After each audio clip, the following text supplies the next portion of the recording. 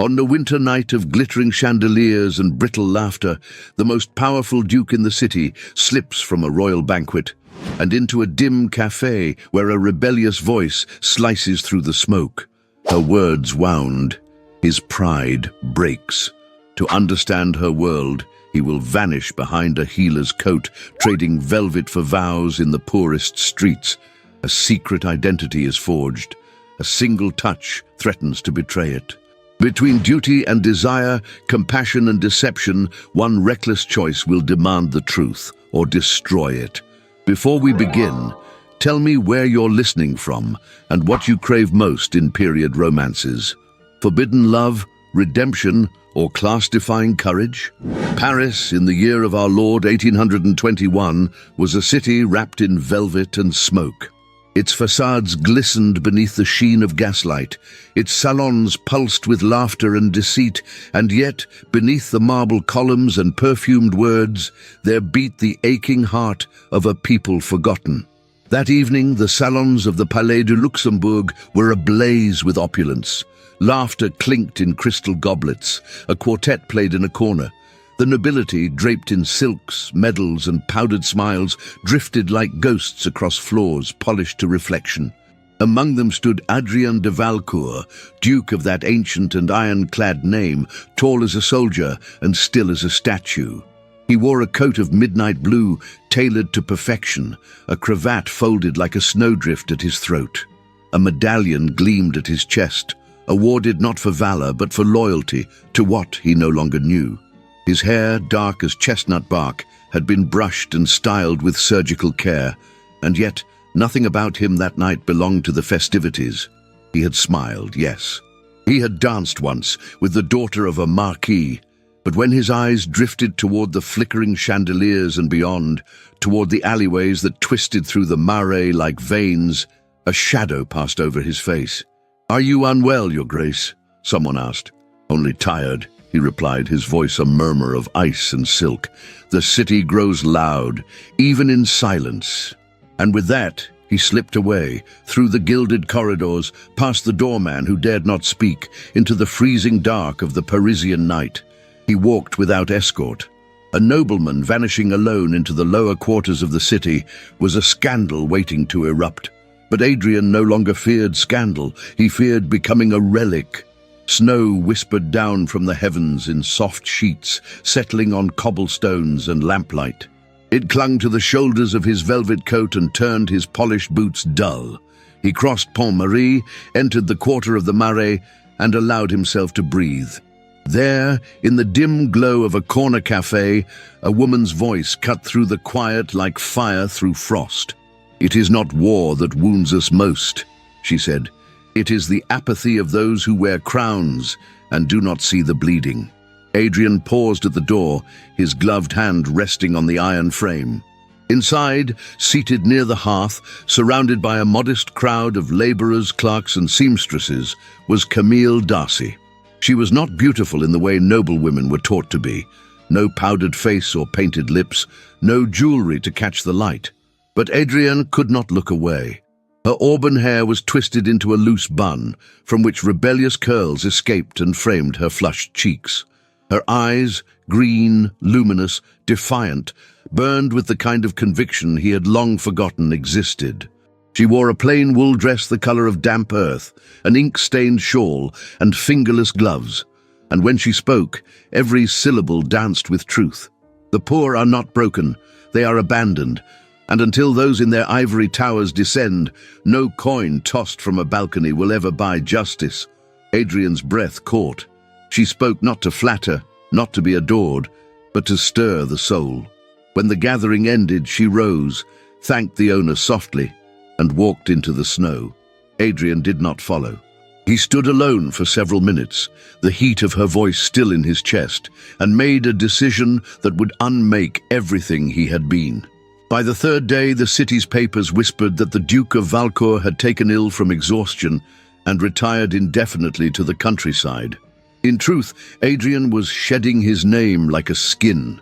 3 weeks later, in the back room of Hôpital Sainte-Victoire, Adrien, now Dr. André Vallon, stood before a wash basin, tying the sleeves of a plain linen shirt. The room smelled of burnt laudanum and old wool. He had not touched velvet since the night of his disappearance. His boots were scuffed, his coat borrowed, and his hands, once used to sign declarations of land and law, now shook slightly as he opened a box of instruments. The clinic was quiet but for a low moan behind a door. A young boy had come in with a shattered leg. A woman, his mother perhaps, was weeping softly near the cot. Adrian stepped forward, his heart thudding not from fear, but from the weight of responsibility. "You're not from around here." The voice came from the hallway, calm, observant. Adrian turned, and there she was, Camille, in a grey dress and heavy cloak, with the same copper curls and the same penetrating gaze. She held a basin in one hand and a bandage roll in the other. Recognition did not flicker in her eyes. To her, he was merely a man in need of proving himself. "I'm not," he admitted, "but I wish to be useful." She narrowed her gaze. "Then scrub your hands, doctor, and don't faint at the sight of blood. We don't have time for weak stomachs." He nodded, wordless. As he rolled up his sleeves, Camille brushed past him. Their shoulders touched barely, and Adrian felt the contact burn through his shirt like fire. She didn't look back, but he did, and in that moment, Adrian knew. The Duke of Valcourt had ceased to exist, and Dr. Vallon had just begun to live. The snow had turned to ice by the time the second week of January arrived, cloaking the narrow streets of the Marais in a treacherous silence. Outside the walls of Hôpital Sainte-Victoire, the city of Paris hummed with distant carriage wheels and the soft chiming of church bells. But within, the world had shrunk to the scent of boiled rags, rusted metal, and the quiet groans of suffering. Camille Darcy had grown used to the rhythm of the clinic, the way mornings began with frost-bitten children lined at the door, how the sick coughed in cadence during the night, and how hope arrived not in grand gestures, but in clean water, a steady hand, or a kind voice in the dark. Now that rhythm had been disrupted. The new doctor, André Vallon, he had said, moved through the halls like a man searching for his place. His coat was thick but worn, his boots too fine for mud, and his speech too precise. He never stumbled over his vowels, never mispronounced the Latin labels on the medicine jars. His posture was straight as a sword, even when carrying bandages. And yet he never acted superior. Not once. That made him all the more suspicious. Camille watched him from the end of the corridor, where she sat beside a child burning with fever. She wrung out a cloth in lavender water and pressed it to the boy's forehead, her fingers moving with the calm of repetition. Her eyes, however, stayed on Vallon. He was attempting to boil a scalpel. Emphasis on attempting. He had placed the instrument in the wrong pot and now stared at it as though the fire itself had insulted him. A frown creased his brow. He leaned closer, one hand on his hip, the other uncertain. Camille rose without a word. She crossed the room, removed the pot with a quick twist of the wrist, and replaced it with the correct one. "You'll poison him if you use that," she murmured, not unkindly. "That one is for compresses, not metal." He looked at her, startled, as though the notion of being corrected was as foreign as filth on silk. "Thank you," he said softly. "I seem to be more of a danger than a help today. Only if you keep guessing." She met his gaze firm. "Ask. We'll all breathe easier." Camille turned to go, but felt it. The hesitation in his voice, the almost imperceptible pause. "Would you show me how you prepare the poultice for burns?" he asked, eyes not arrogant, but sincere.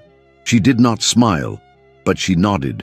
That night, they stood together in the back room, sleeves rolled, wrists dusted in powdered roots and dried calendula. Camille guided his hands with practiced instruction. He listened, never interrupting, never claiming to know better. And though his fingers were clumsy, he moved with the awkward reverence of someone trying to be worthy. They shared few words, but silence between them began to feel like something softer than distance. Later, as they stored jars on high shelves, Camille reached up and the hem of her sleeve slipped. Adrian noticed the bracelet of faded bruises along her wrist, old, faint, nearly healed. He said nothing. She did not offer an explanation. But as she turned, the flicker of embarrassment in her eyes was quickly covered by the tilt of her chin. She was proud. Even wounded, she stood like a soldier, and he was learning. Each day that followed, Adrian arrived earlier and left later. He treated wounds, administered laudanum, cleaned bedpans, and held the hands of dying men. Camille remained observant. She saw the way he took too long reading the dosage labels, as if translating them. The way he hesitated before stitching, as though recalling it rather than knowing it. She watched him burn his fingers, trying to relight the hearth, and once slice his palm open while trimming a bandage. But she also saw the calluses forming on his hands, the way his boots lost their polish. The shadows under his eyes deepened, not from artifice, but exhaustion. One evening, after treating a widow with pneumonia, they sat together near the hearth in the supply room, eating slices of hard cheese and bread, too dry to call fresh. Camille leaned back, eyes half closed, the flames dancing across her features. Adrian watched her fingers, ink-stained and slender, rest against the worn fabric of her skirt. Around her neck hung a simple gold locket, its chain delicate, the surface smudged by time. He found his gaze drawn to it again and again. "May I ask, what's inside?" Her eyes opened. She didn't move. "My mother," she said quietly. "She died when I was 12. It was hers. I wear it because—" She trailed off, looked away. Adrian didn't press. He looked into the fire instead and said, "I lost someone too." Camille turned to him, her face unreadable in the firelight. A brother, Etienne. He was younger, bright, reckless. He died in the early days of the revolution. Adrian's voice was low, steady. The streets devoured him. "I'm sorry. So am I." It was not an exchange of sympathy. It was a pact of understanding, wordless but complete. She handed him the last piece of bread. He broke it in half and returned one to her. Outside, the snow began to fall again. From a narrow hallway cloaked in shadow, Dr. Theo Barreau watched them. His thick spectacles caught the fire's glint. His arms were crossed, his expression unreadable. He had seen men play roles before, politicians who fed the poor for votes, gentlemen who touched elbows with the suffering to cleanse their conscience. But this one, there was something else in the way the young man looked at Camille. Not hunger, not guilt, devotion. Theo made a note of it, but he said nothing, for now. In the nights that followed, Adrian and Camille fell into an unspoken routine. They treated wounds, balanced ledgers, crushed herbs, and poured tea for the dying. They spoke little of themselves, but the silence began to hold things, questions, glimpses, breath. Once, as they reached for the same jar, their hands touched. Camille did not pull away. Adrian did. But as he did, he exhaled shakily. She noticed. She said nothing, and in the quiet that followed, they returned to their work. But the tension, the breathless, slow-burning gravity between them settled like dust in the folds of every hour, and neither of them dared name it. Not yet. The bitter frost of February settled over Paris like a shroud, turning its cobbled veins slick with ice and quieting even the most defiant street cries. Within the crumbling stone walls of Hôpital Sainte-Victoire, the cold lingered in corners and beneath doorways, curling under skirts and into bones. But in the small infirmary at the rear of the clinic, the air was warmed by fire and something far more perilous than flame. Camille Darcy sat at the edge of a narrow cot, gently binding a merchant's hand split open by shattered glass. Her touch was quick, efficient, yet never harsh. The man winced, muttering a half-hearted complaint, but Camille merely arched a brow. "If you prefer, I could leave it open. Infection would take care of the pain by tomorrow," she murmured. The patient chuckled despite himself. Adrien, seated across the room grinding dried comfrey root, allowed himself a faint smile. It had become their rhythm. She led with certainty, he followed with humility, and though she had not yet fully trusted him, the distance between them was no longer wide enough to call safe. In the dim light of the hearth, her profile was framed like a painting. High cheekbones dusted with fatigue, lashes casting faint shadows, auburn hair falling loose from its pins after too many hours. She wore her grey wool pelisse open, revealing a worn cotton bodice beneath, and at her throat the gold locket glinted with each movement. Adrian's gaze lingered there often. He had never asked again what it held, and she had not offered more. Later that evening, once the last patient was gone, and the clinic had quieted to nothing but the ticking of the hall clock, Camille brought the ledgers into the supply room, where Adrian had lit a small oil lamp. "You wrote the numbers wrong again," she said without malice, setting the book beside him. "I had hoped you wouldn't notice." "I notice everything." She leaned on the table beside him, close enough that the faint scent of lavender soap rose from her skin. He looked up from the page, and for the first time that day, their eyes met without the buffer of duty. "Do you ever sleep, Camille?" he asked, voice low. "Only when my body demands it, but my mind rarely rests." She sat across from him, folding her hands in her lap. For a moment, silence reigned, not the awkward kind, but the quiet that settles when two people have grown used to each other's presence. When she spoke again, her tone was softer than usual. "My father used to say that rest is a luxury for those who can afford indifference."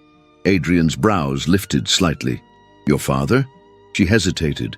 Something in her stiffened like a drawbridge lifting. But then she sighed, as though tired of carrying the weight alone. He was a lawyer, a good one, fierce, brilliant.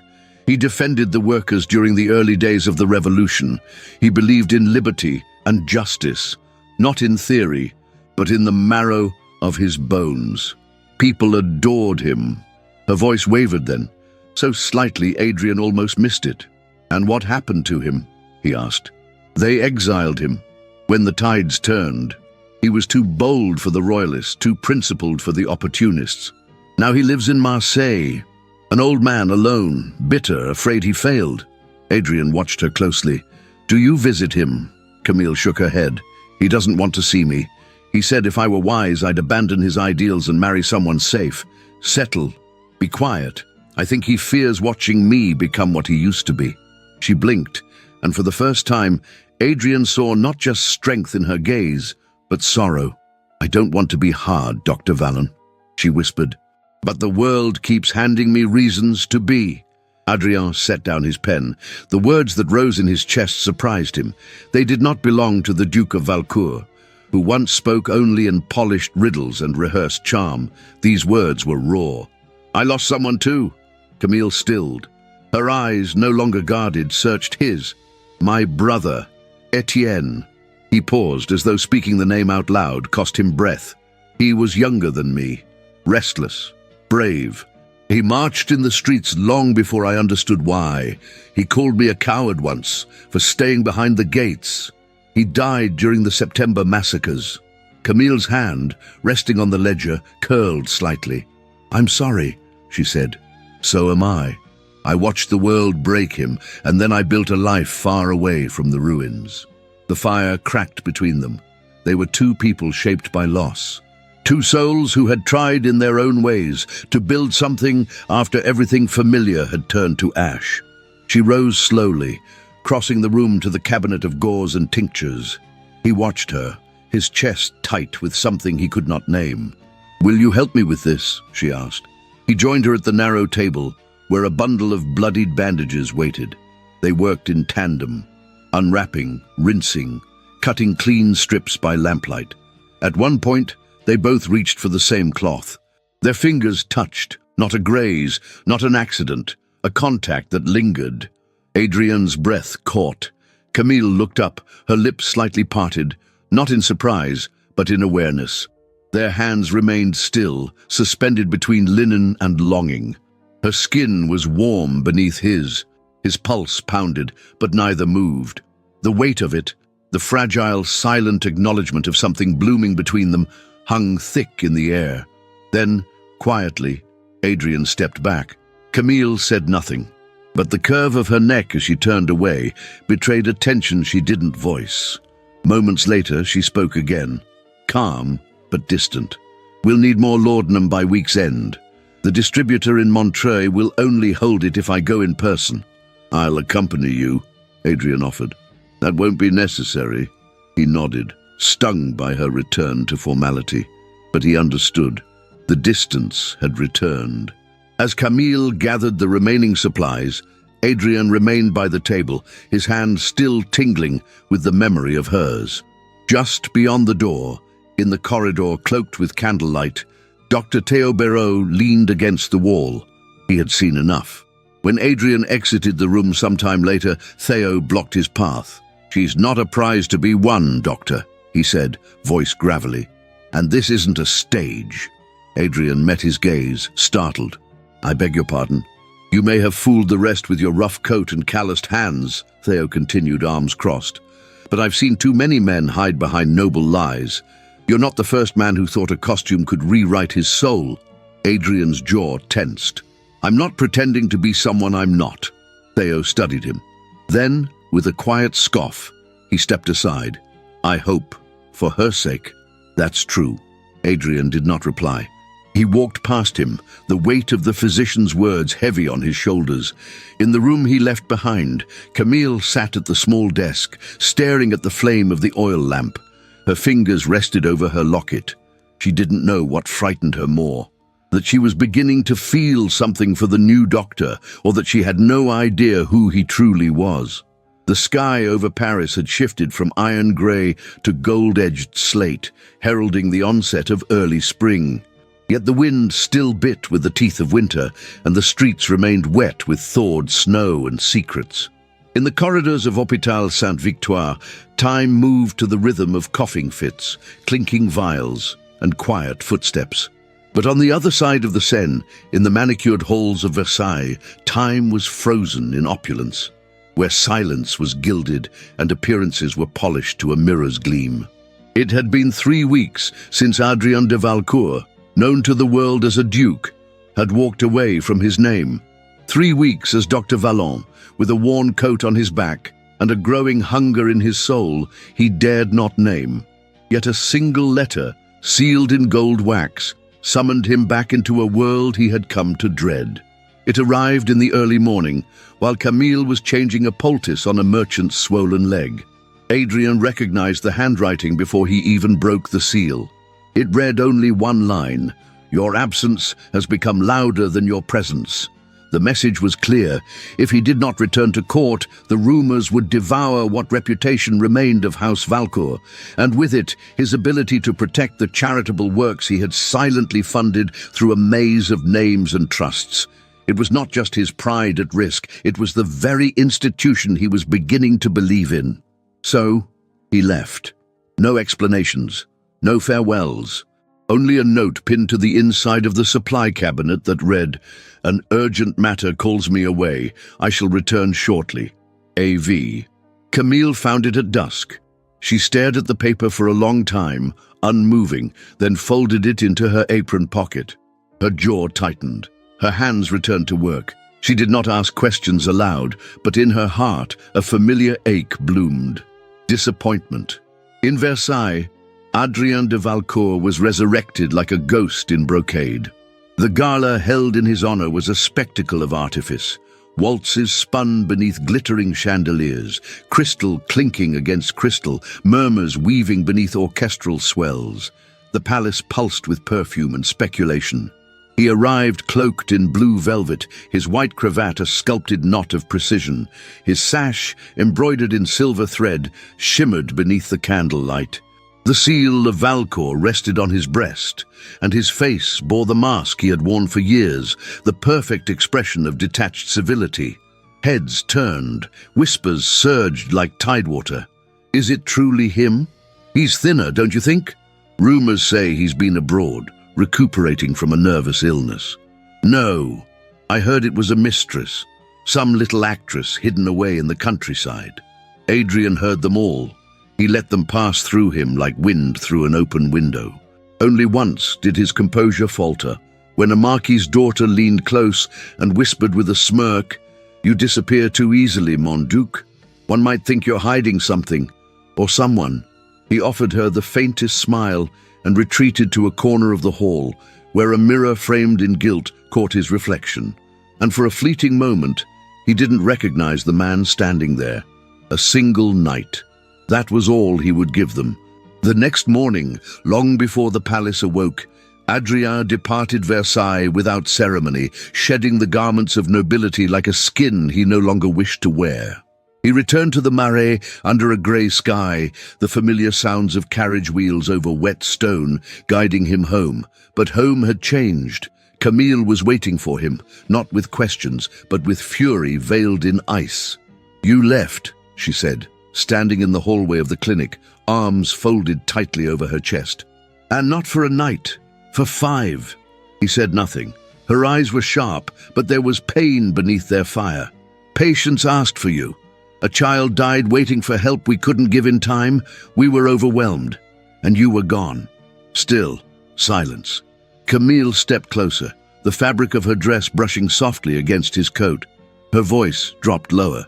"You could have told me. You could have trusted me with the truth. Unless there was never trust between us to begin with." Adrien looked at her then. Truly looked. Her cheeks were flushed with frustration, her lashes damp with fatigue.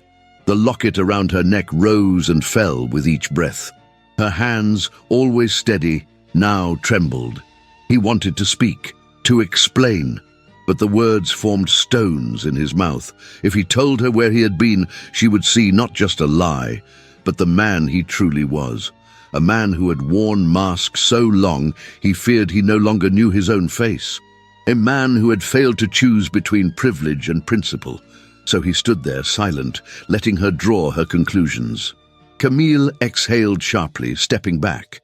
Her voice, when she spoke again, was cold. "Then I'll draw my own conclusion. You are exactly like every man who walks in here pretending to care until the moment it costs him something." And with that, she turned and walked away. That night, Paris held its breath. Adrien sat alone in the physician's quarters, the lamplight flickering against the stone walls. The scent of burned herbs lingered in the air.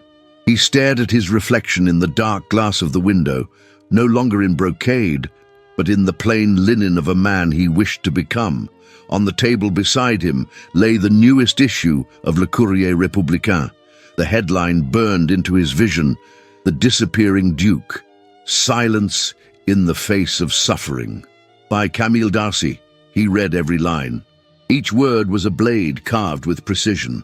It was not slander, it was truth veiled as critique, elegant, devastating, and entirely deserved. Yet beneath the sharp language was a grief he recognized. The kind that comes when someone dares to believe in something, even for a moment, and finds only shadows. Adrien folded the paper with care and placed it beside the cold lamp. In the distance, a bell tolled midnight.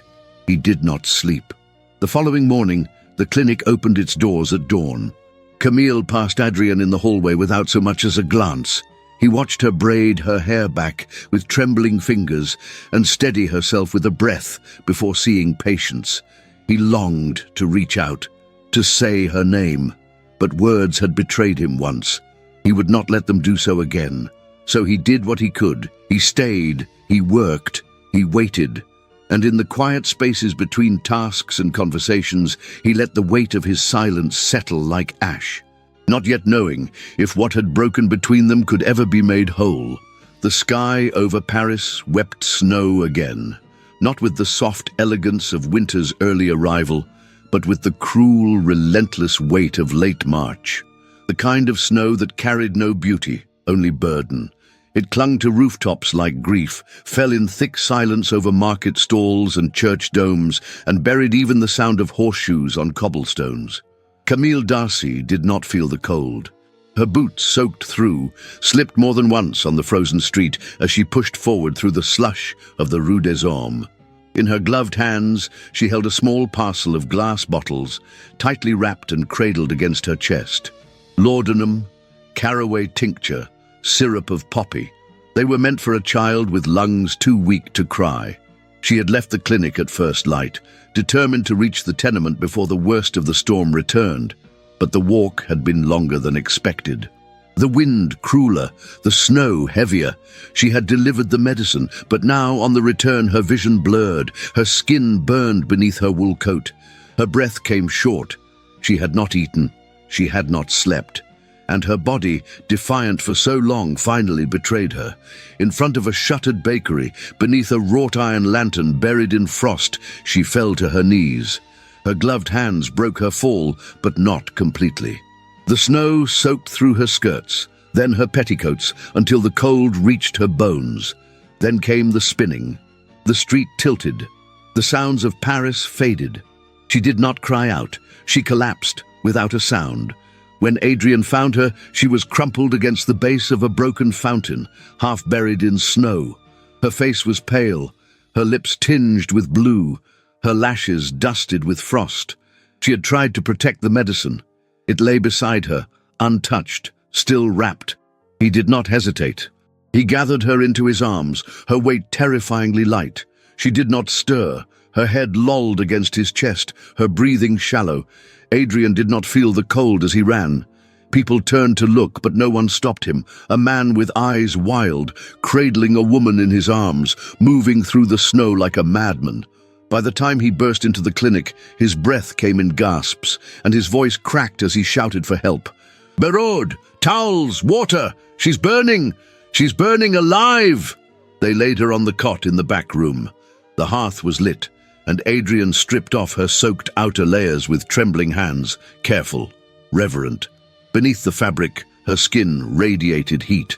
Sweat clung to her neck. Her hair had come loose, curling around her cheeks like copper threads. Dr. Berode came swiftly, gruff and exacting. But it was Adrian who refused to leave her side. He bathed her forehead with cool cloths, held her hand through the tremors, whispered her name over and over, as though it might call her back. "Camille, Camille, please." For 3 days and 3 nights, he did not leave. He did not sleep. He did not eat. He only stayed beside her, watching her chest rise and fall, sometimes with difficulty, sometimes with peace. In her fever she murmured, broken phrases, fragments of childhood memories, sorrow-soaked thoughts that should never have been heard aloud. "I hated the dark when my father left." She cried for hours when the fever took her. "He said the revolution would save us, but it didn't." And once, only once, she whispered his name. Not Dr. Vallon, but Adrian. He froze. It was not an accusation. It was not even spoken with full awareness. It was longing, or memory, or perhaps the fragile edge of some truth she had not yet fully uncovered.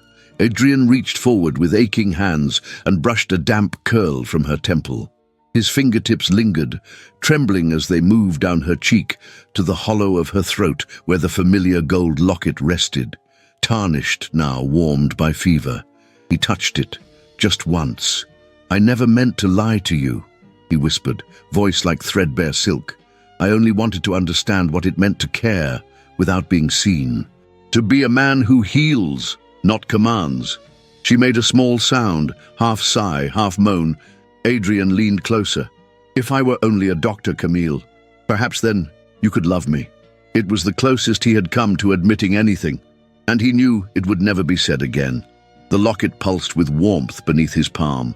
When she finally woke, the fire had dimmed to embers, and the snow had turned to rain beyond the windows. Her eyes fluttered open, dazed, glassy, searching. He was there, still by her side. Their gazes met. He did not speak. He only rose from the chair and lowered himself to the edge of her cot, his hand hesitant near hers. She blinked slowly, as though trying to remember where she was. Then recognition bloomed, soft but certain. "You stayed," she murmured, her voice no more than breath. "Of course I did." Her eyes filled, not with tears but with something deeper. She looked at him as if seeing him differently, or perhaps clearly for the first time. He reached for her hand. Their fingers touched lightly, reverently. Camille's breath caught, and then, without decision, without thought, she tilted her head slightly. Her lips parted, dry, pale, but full of something unspeakably tender. Adrian leaned in. The world shrank to the space between them. The fire whispered behind them. Their breath mingled. And then, just before their lips could meet, he pulled away. It was not hesitation. It was torment. He stood quickly, the air between them now thick with something almost unbearable. "I should fetch more water," he said hoarsely, not meeting her gaze. She stared at the place where he had been seated. Her hand, still half raised, fell slowly to the blanket.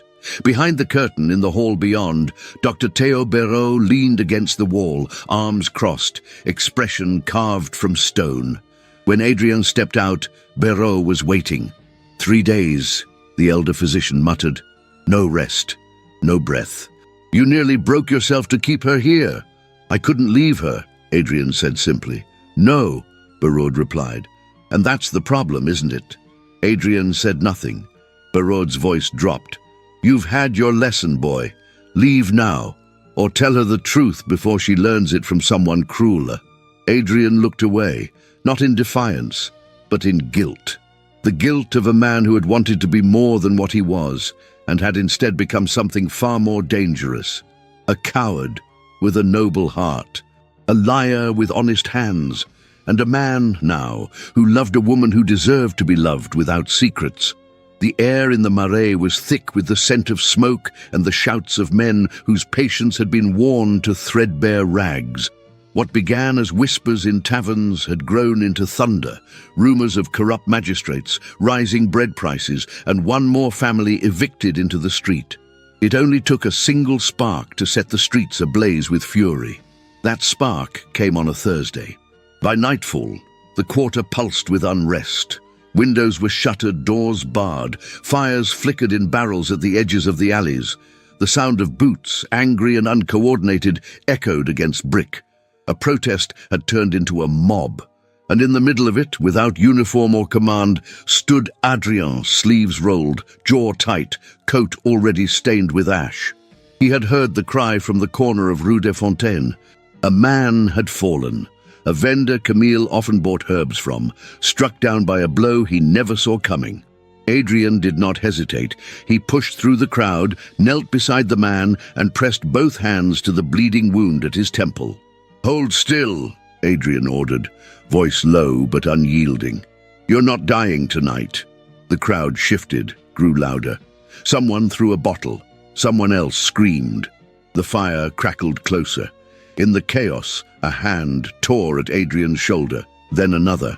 Not in attack, but in desperation. Someone trying to climb over him, trampling bodies for escape. The sleeve of his coat ripped. It wasn't the tear itself that mattered. It was what the tear revealed. Fine stitching, velvet embroidery, a gold thread hidden beneath the wool, out of place in this part of Paris. So subtle, it might have gone unnoticed. But Camille saw it. She had arrived seconds earlier, rushing toward the commotion with her satchel clutched in one hand, fear tightening every breath. She stopped short when her eyes landed on Adrien, just as his coat fell open beneath the strain. And there it was. Not a symbol, not a title, but a truth. Noble, royal, a lie, stitched by omission. Her steps faltered. Her chest rose and fell too quickly. Her fingers tightened around the strap of her bag. Adrien looked up. Their eyes met. Camille turned. She ran.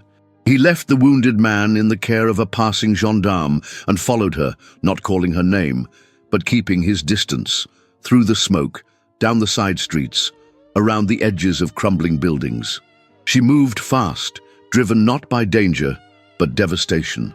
At the corner of Rue de Charonne, she stopped. A carriage waited in the shadows, black lacquer glinting beneath the gaslight. The door opened without instruction. The crest stamped in gold on the side panel needed no explanation. Valcourt. Camille, breathless, hidden by the alley's mouth, watched as Adrien approached. He didn't glance around, didn't pause.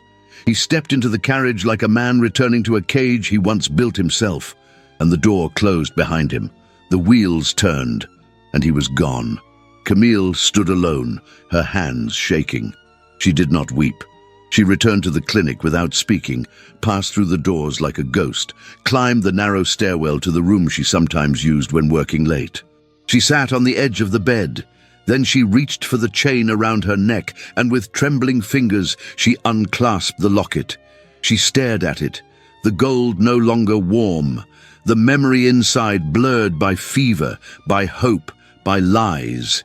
She set it on the table and left it there, When Adrian returned the next morning, the clinic was quieter than usual. The unrest in the streets had burned out, leaving behind ash, arrests, and silence. Camille was already working. She moved like a woman forged from iron, calm, efficient, and cold. She did not look at him. She did not speak. Adrian waited until the hallway was clear, then followed her into the storage room. "Camille," he said softly. She turned. Her face, so often a tapestry of warmth and fire, was blank. "Don't," she said. "I need to explain. You had the chance.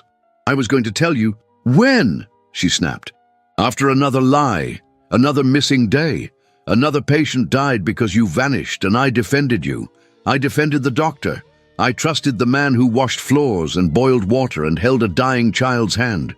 But the man who stepped into that carriage—" Her voice cracked. "That man wore a crest." Adrian stepped closer, but she raised a hand. "You lied with your hands," she said, voice low, shaking. "With your silence. With everything. Please, don't beg," she whispered. "It's beneath both of us." He reached into his coat, pulled out something wrapped in cloth. He placed it gently on the table beside her. The locket. Camille stared at it. "I never wanted to hurt you," he said. "But you did." A pause. Then she nodded slowly. "Tell me your name," she demanded. He hesitated. "Not the one you borrowed. The real one." He drew a breath. "Adrien de Valcourt." She laughed. Not from amusement, but disbelief. "Do you know how many nights I sat in this room, wondering why someone like you had such soft hands, such perfect speech, such strange eyes? I told myself you were an exiled noble, a foreign scholar, a man grieving something unspoken. I told myself stories to protect my heart." She turned to him, eyes full and bright with restrained pain. "But the truth was worse. You were exactly what I feared." He stepped forward, the distance between them fragile as thread. "I didn't come here to deceive you. I came to become something else, and I failed." "You didn't fail," she whispered. "You chose." Her voice cracked again. "And now I choose too." She picked up the locket, held it in her palm, then gently placed it back on the table. "I don't wear symbols of people who hide behind them." Adrian reached out. She stepped back. The look on her face was not hatred. It was heartbreak. "I love the doctor," she said. "I don't know the Duke." She turned away, walking past him, not looking back, and Adrien stood alone in the room, the locket between them, still warm from her skin. The morning Camille Darcy resigned from Hôpital Sainte-Victoire, the city of Paris awoke under a sky the color of smoke. It did not rain, but the air tasted of it, heavy, damp, as though the heavens themselves held their breath.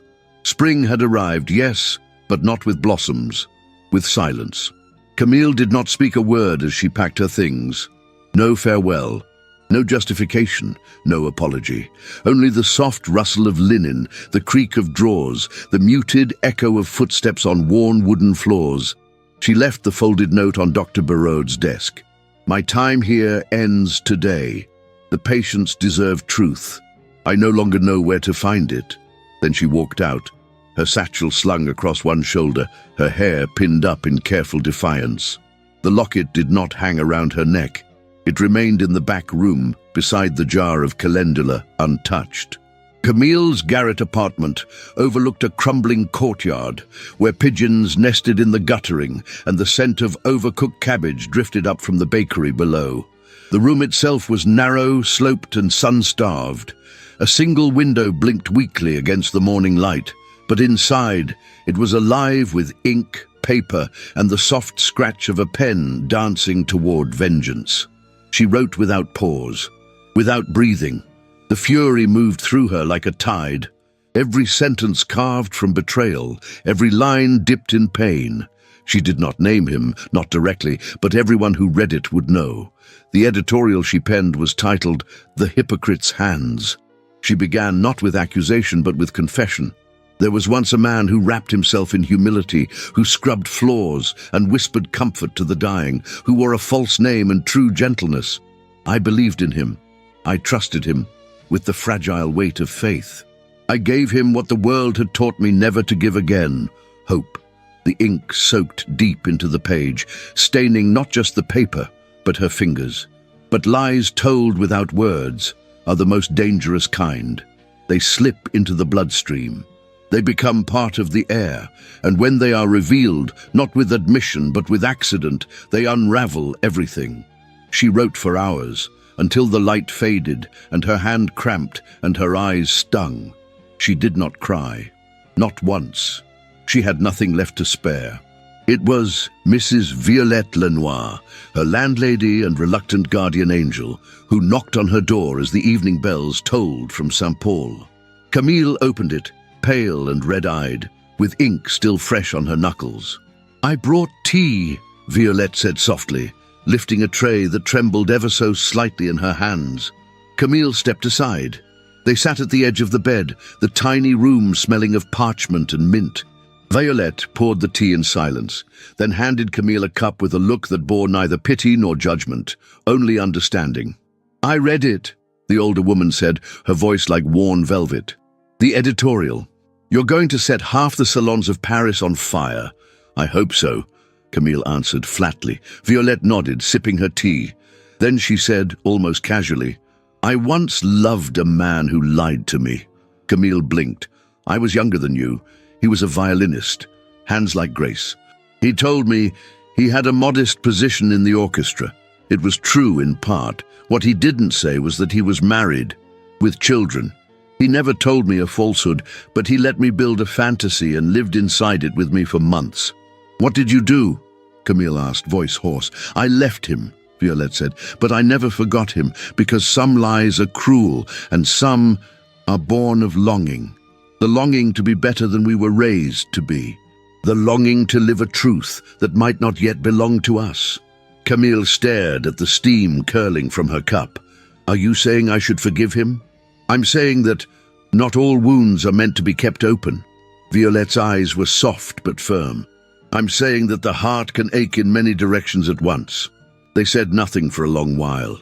When Violette left, she kissed Camille's brow, like a mother blessing a child before sleep.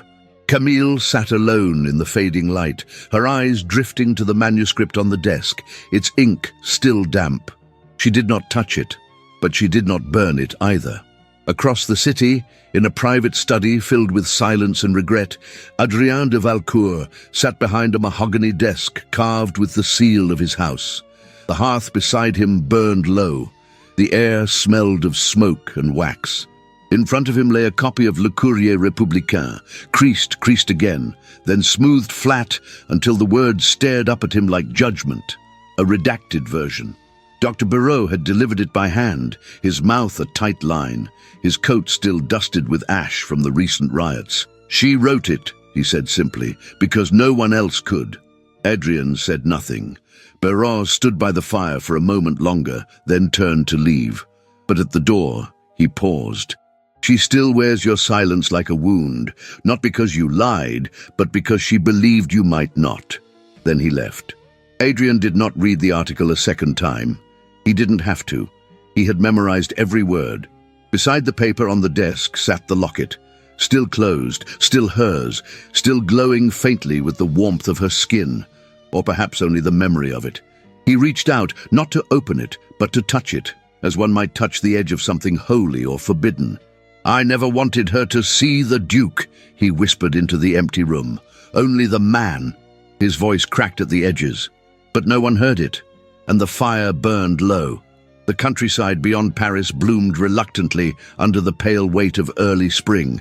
Wildflowers stirred in the breeze, uncertain of the season's sincerity, and the trees along the stone road to the Valcourt estate stood bare but proud, like sentinels awaiting the return of something long absent. Adrien de Valcourt had not passed through those gates in over 2 years, and when he did, it was not as a duke reclaiming his throne. It was as a man who had forgotten what it meant to belong to anything at all. The chateau was quiet. Servants moved in hushed patterns, their eyes lowered not out of obedience, but reverence. Rumors had reached them before their master returned. Rumors of a scandal, a woman, a withdrawal from court life. But Adrien asked for no explanations, and no one dared offer one. He occupied the western wing, where the rooms had once been filled with the laughter of his mother and the concerts of his brother Etienne. Those rooms now stood closed, covered in dust, the past tucked behind silk-draped doors. Adrien did not seek comfort in music or wine or politics. He sought a desk, a quill, and the space to bleed the truth he had failed to speak aloud. He wrote to Camille. Not once, not twice, but 43 times. Each letter began with her name, only her name, written with trembling hands and ink that dried too fast. Some were only a few lines, others spanned pages. He wrote in daylight, by candlelight, during storms and stillness. He wrote of the man he had been, and the man he had tried to become, and the man he feared she would never forgive. He wrote about Etienne, about his father's cold ambition, about the emptiness of the title he carried like a chain around his neck. He wrote of her voice, the way it cut through smoke and lies, of her hands, ink-stained and resolute, of her silence, and still he never sent them. They filled a drawer he never locked, a drawer that became, over time, the only place in the house where he dared place hope. One morning, as light spilled into the study through a window left open to birdsong, Adrien took out a fresh sheet of parchment, not for a letter but for a plan. Maison de Miséricorde, a hospital, a refuge. A place without titles or crests or polished boots, a sanctuary named not for himself, but for Élise Darcy, the woman who had raised Camille to fight for those the world preferred to forget. He wrote the dedication in full at the top of the document. In memory of a mother's grace and a daughter's courage, he spared no expense. He bought land on the southern edge of the city, near the river where the fog thickened in the early hours. He commissioned builders, hired physicians who had once worked in secret to heal revolutionaries, and invited midwives, herbalists, and nurses to walk through the doors of a building that would never turn away the poor. He visited the construction site every morning. He walked among the workers, boots caked in mud, sleeves rolled, speaking not as Valcourt, but as Adrien. Some recognized him, most didn't, but none dared question his resolve. Weeks passed. When the scaffolding was taken down, the plaque was placed above the entrance. Maison de Miséricorde, pour Élise Darcy. The city took notice. Newspapers printed cautious headlines. A nobleman's penance, one read. The Duke's redemption project, another suggested with suspicion barely veiled. But Adrien did not offer statements. Instead, he returned to his desk and wrote one final letter.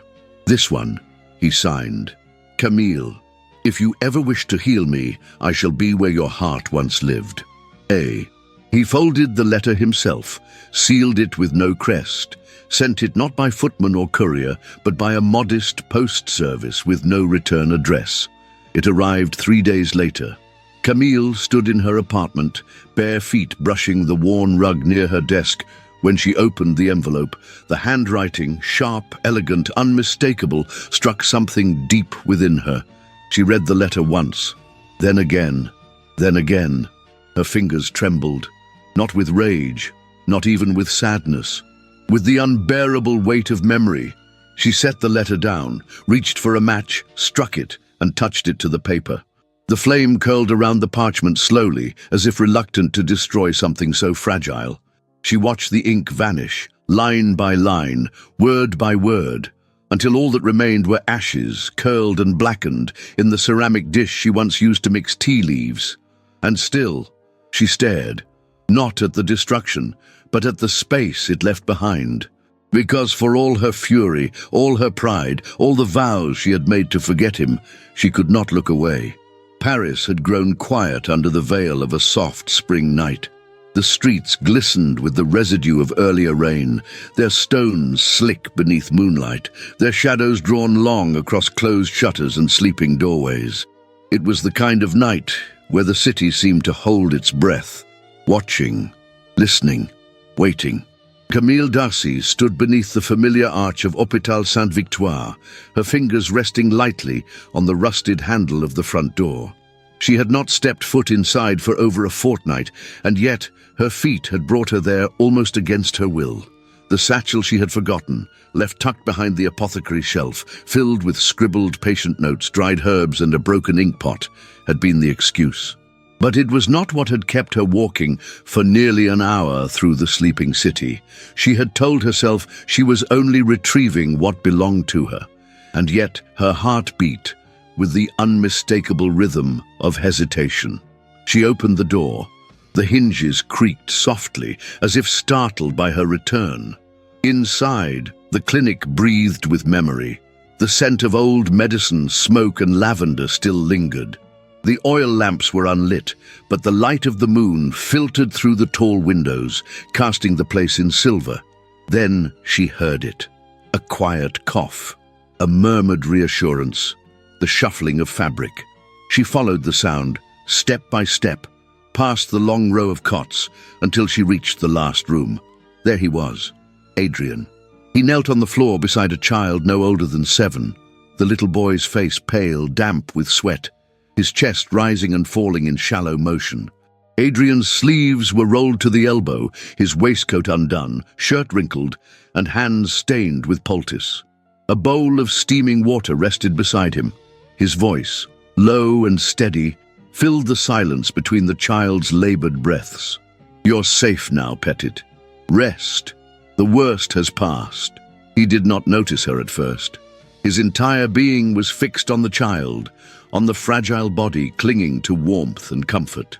Camille remained in the doorway, frozen, as something within her cracked open once more.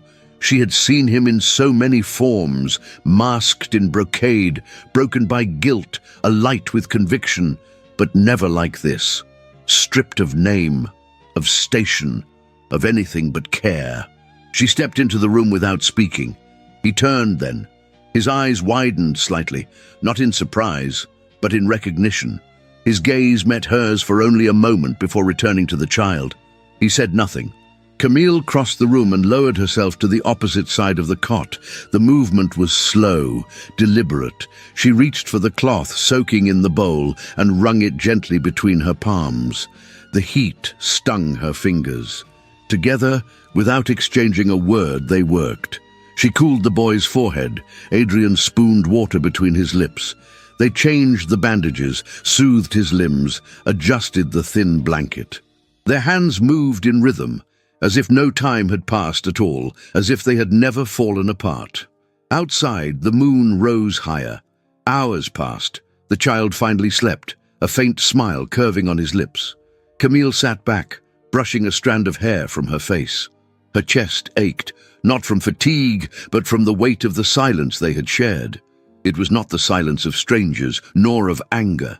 It was the silence of something waiting to be named. Adrian's voice, when it came, was barely above a breath. He wandered in alone. His mother had been taken by the guards during the riots. No name, no shoes. He hadn't spoken for days. I didn't know if he'd make it. Camille looked at the boy, then at Adrian. "You stayed," she said softly. Adrian nodded once. There was nowhere else to be. She rose to her feet, walked slowly to the window, and looked out onto the courtyard. The ivy on the stone wall had begun to bloom again. Spring was reclaiming what winter had withered. "I almost didn't come," she admitted. "I didn't expect you to." She turned, leaning lightly against the windowsill. The moonlight brushed her face, outlining the curve of her cheek, the shadows beneath her eyes. Her voice was quiet but steady. "The Duke lied to me." Adrian flinched, barely perceptible. "But the doctor..." Her gaze met his, unflinching. "The doctor never did." Adrian rose from his chair, slowly, like a man unsure if he had permission to stand. "I didn't mean to deceive you," he said, stepping closer. "Not in the beginning, not when it mattered. I came here to hide, but I stayed, because I found something worth becoming." She said nothing, only watched him. He stopped a few paces from her. "I wanted to be someone you could believe in," he continued, voice breaking, "not because of who I was born to be, but because of what I chose to do when no one was looking." Camille swallowed. Her arms remained folded across her chest, not in defensiveness, but in restraint. He took one more step. "Everything I've done since, every moment, has been trying to find my way back to the man I was, when I was beside you." The silence stretched. Camille lowered her arms. "You were never lost to me," she said. "Not completely." His breath caught.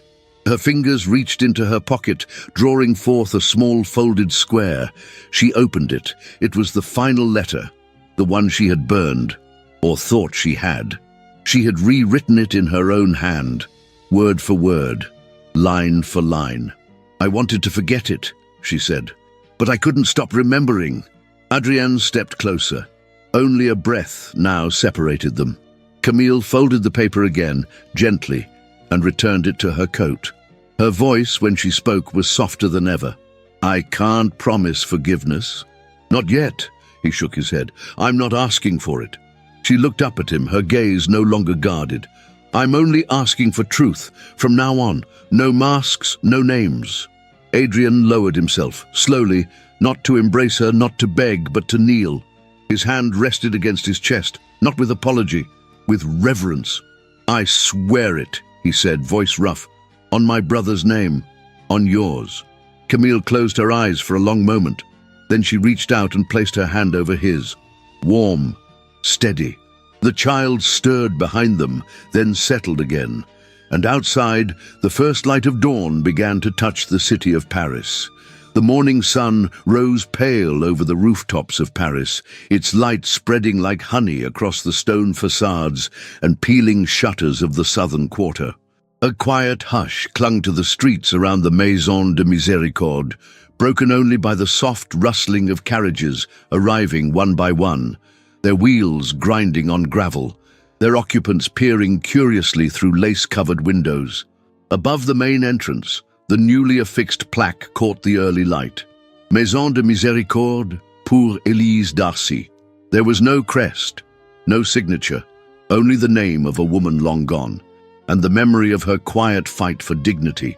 Inside, the grand hall, modest in design but rich in intention, had been dressed not with garlands or banners, but with rows of simple wooden chairs, all facing a small platform near the central hearth. Clay vases held freshly cut branches of lilac and rosemary, filling the air with fragrance rather than fanfare. The crowd that gathered was a curious tapestry. Noble women in pearls and silk gloves sat stiffly beside washerwomen in patched shawls. Young physicians in pressed coats stood beside seamstresses and retired soldiers, all drawn by the whispers that had swept through the city for weeks. The Duke of Valcourt had built a hospital for the poor. Some called it atonement, others called it madness. Camille Darcy stood just behind the curtains of a side vestibule, watching the seats fill, her fingers nervously twisting the chain around her neck. For the first time in weeks, the gold locket, polished and repaired, rested once more against her skin. It had been Adrian's doing, not with fanfare or apology, simply left on her doorstep, resting atop a folded note she had never opened. She did not need to. The locket spoke for him, and she had chosen to wear it today. Across the room, Adrien de Valcourt paced quietly beside a physician from the new staff. He wore no sash, no cravat of state, just a simple grey coat, his dark hair brushed back with restraint, his face somber and unreadable. If anyone had expected the return of a duke, they would be disappointed. He was not here to be celebrated. He was here to open a door, one that had remained closed for too long. When the last guest had taken their seat, the murmurs died down. Camille stepped forward, her boots echoing softly against the clean stone floor. She climbed the platform alone. For a long moment, she did not speak. She looked out at the faces before her, the curious, the skeptical, the hopeful. Then she began. "There was a time," she said, her voice clear but tender, "when people like me had no place to go but the streets, when illness, grief, or poverty were considered moral failings, when hands that ached were left to tremble alone." She paused, glancing toward the plaque on the wall.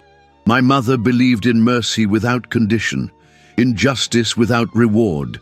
She taught me that the greatest healing often begins with being seen." A murmur stirred in the crowd. Camille's gaze swept toward Adrien, only briefly. "There was also a time," she continued, her voice steady, "when I believed healing was a task for others, when I thought mercy was weakness, but I was wrong. She stepped down from the platform. I stand here not as a journalist, not as the daughter of a revolutionary, but as someone who was broken and put back together, not by wealth or power or promises, but by the quiet work of hands that had once only known privilege and chose instead to serve. She looked toward Adrian again. This time, she did not look away.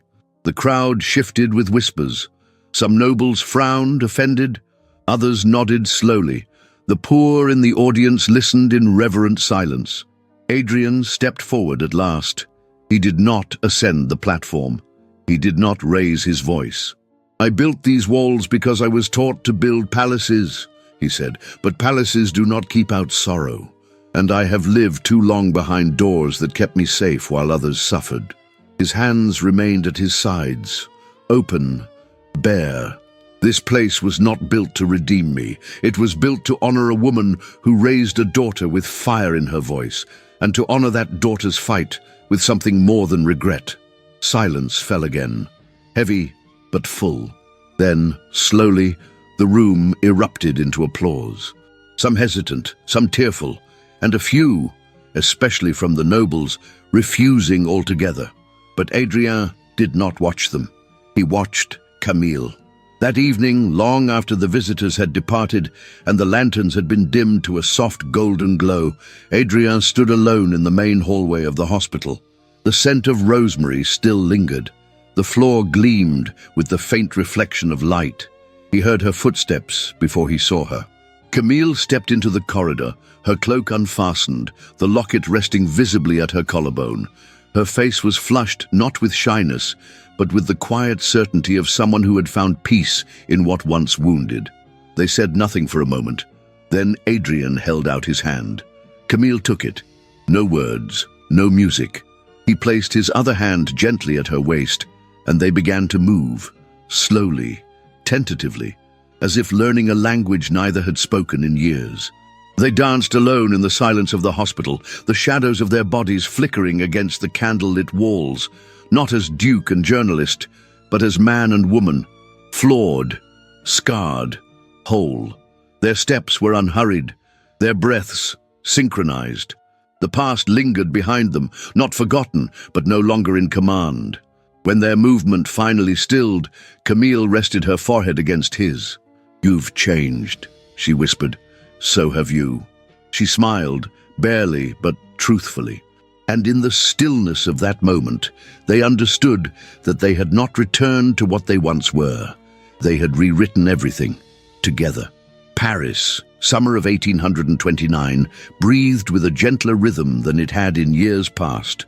The smoke of revolution had faded into memory, replaced now by the scent of jasmine curling from open windows and the occasional laughter of children playing near fountains no longer stained by unrest.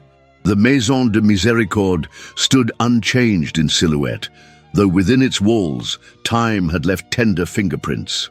The wood was more worn, the corners softer with age and use. But the halls still echoed with footsteps of purpose, with quiet prayers and the rustle of linens and letters and lives in motion. On the western side of the building, beyond the courtyard where lilacs bloomed and vines climbed along the stone, stood a garden. It was not grand. It had been planted by hands unused to dirt, by a man who had once worn rings and gloves, and nurtured by a woman who believed in wild things learning to grow. Camille Darcy Valcourt sat on a wooden bench beneath the shade of a pear tree, a book resting unopened on her lap. Her hair, still auburn though streaked now with hints of sun and silver, was braided loosely down her back. At her neck hung the familiar gold locket, dulled only slightly by the years, its chain woven through the delicate lace of her dress. From the path behind her, 2 children came running. Elise, age 7, was a whirlwind of green eyes and defiant curls. She held a magnifying glass in one hand and a scolding expression on her face as she chased her younger brother. "Etienne, you dropped the beetle again." "I didn't drop it," the boy protested, cheeks flushed with mischief. "He escaped." Camille caught them both as they tumbled toward her, wrapping her arms around them with practiced ease. "Is this poor beetle part of your science lesson?" she asked, raising an amused brow. "It's a prisoner," Elise said gravely. "He was trespassing in the rosemary." Camille laughed softly. "Then perhaps we'll pardon him for good behavior." From the garden path, Adrian approached, sleeves rolled, hair grayer at the temples, but his posture still elegant, his presence still magnetic. He carried a small basket of fresh bandages from the infirmary, but paused at the sight of the three most important people in his world gathered beneath the tree. Their eyes met, Camille's and Adrian's, and held. It had been 8 years since the day she returned to the clinic. 8 years since they chose to begin again, not with promises, but with labor, with forgiveness that unfolded slowly, like parchment left out in the sun. Adrian joined them, placing the basket aside and lowering himself beside her. "The city council approved the expansion," he murmured, brushing his hand over Camille's. "The new wing will bear your name this time." Camille shook her head gently. "It doesn't need to." "It does," he said simply. "You changed the world with a pen before we had bricks to build with." She looked at him, her gaze soft. "And you changed it with silence," she whispered. "And with what you built when you could have walked away." The children had wandered off, chasing the forgiving beetle once more. The garden around them shimmered with life. A nurse passed nearby, greeting them both with a nod. In the distance, church bells rang noon. Dr. Theo Barreau had passed on 3 winters ago. His funeral had been quiet, attended by former patients, Camille, Adrien, and a choir of orphans who now bore his name over the school he helped fund with his final will. Mrs. Violette Lenoir still sent letters from the coast, where she now lived with her sister. Her handwriting remained immaculate. Her wit had not dulled. Society had changed, slowly. The poorest quarters now had clinics of their own. Nobles no longer ignored the press. A new generation of women, many inspired by Camille's columns, had taken up pens and protest. But not everyone escaped the weight of time. Some of Adrian's former peers had turned their backs on him permanently. Others had whispered his name with a mixture of disdain and admiration. He no longer cared. He had paid the price for his silence. And in return, he had earned something far greater. Camille reached for his hand. They sat there quietly, watching their children disappear into the tall grass, into a world neither of them could control, but both of them had helped reshape. "The world is still cruel," she said softly. Adrian nodded. "But we gave it something gentler." Their shadows stretched across the garden path, falling side by side, not duke and journalist, but husband and wife, father and mother, healer and writer. 2 souls who had once found each other in the ruins, and had chosen again and again to build something stronger in their place. The past no longer ruled them, and the future, wild and uncertain, had never looked more beautiful. Finn. Some stories are not about grand declarations or perfect endings. They are about choice. The choice to stay when it's easier to leave, to forgive when silence feels safer, to love, not the fantasy, but the truth of someone. Flawed, beautiful, whole. Camille and Adrian's journey wasn't just about a romance. It was about 2 souls daring to rebuild after everything had crumbled. About letting go of pride, about rewriting the future with hands once stained by the past. If this story touched your heart, if you walked with them through heartbreak, healing, and hope, I invite you to leave a single word in the comments. Mercy. That one word tells me you were here until the very last line, and it helps this story travel further, reaching others who believe in the power of second chances. And if you'd like to support the team who brings these emotional journeys to life, you can now send a super thanks right here on YouTube. Any amount, small or generous, helps us continue telling stories that matter. We're deeply grateful for every gesture of support. But if that's not possible for you today, don't worry. Your presence means everything. You can still help by sharing this video with someone you know who loves period dramas, timeless romances, or powerful storytelling. And if your heart is still open for more, I'm leaving you some unforgettable love stories in the cards above, because sometimes all it takes is one story to remind us that love, real love, is not found, it is chosen. Thank you for being here.